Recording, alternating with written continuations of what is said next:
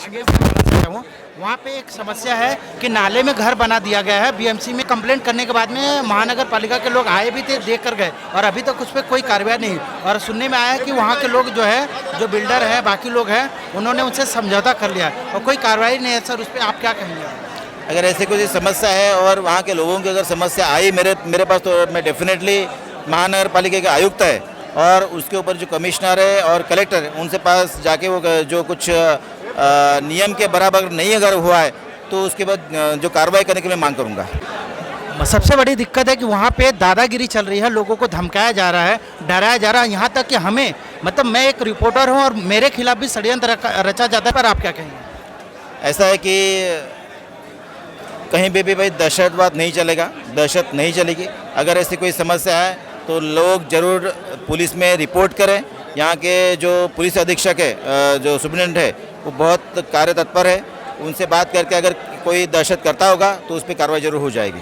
के ward number 1 के महामंत्री हैं, उनके साथ में भी मतलब यही व्यवहार हो रहा है। ये जो धमकियाँ है, दहशत अगर कोई फैला रहा है तो उसके बारे में मैं पुलिस से बात करूंगा और सख्त से सख्त उसे कार्रवाई करने के लिए आदेश दूंगा।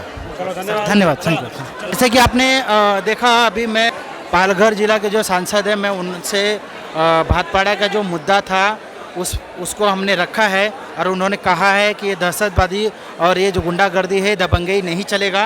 तो देखते हैं इस पर कितना कार्रवाई और कितना मतलब कि अच्छी तरीके से अपना विचार और अपने सिद्धांत को लेकर वो चल रहे हैं, ये भी देखा जाएगा। और हमारे साथ संजीव झा जी हैं। क्या कहेंगे सर, अभी क्या लगता है?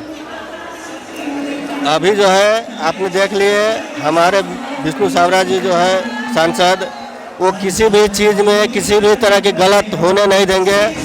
और हम भी आपको बता दे रहे हैं, जो भी गलती हुआ है, जो वहाँ पर गलत हो रहा है, उसको पूरा करना पड़ेगा, उसको करना ही पड़ेगा। हमको नाला वहाँ चाहिए, नाला बड़ा चाहिए। जो नाला बक्का पर बांधकाम किया है, वो नाला तोड़ करके हमको बांधकाम करके उसको अच्छा से करना पड़ेगा।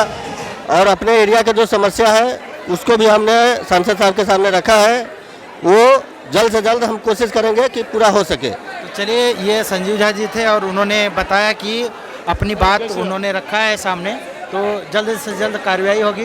तो जितनी भी जनता है, आप सब्र रखिए, डरिए नहीं, बिंदास खड़े रहिए, हम आपके साथ में हैं और आपकी आवाज़ को उठाने के लिए हमेशा मैं खड़ा हूँ। आप लोग इस चीज़ को हमें ज़्यादा से ज़्यादा लोगों तक पहुँचाएँ। चलिए, अपने शब्दों को विराम करते हुए जय हिंद, जय भारत, नमस्कार।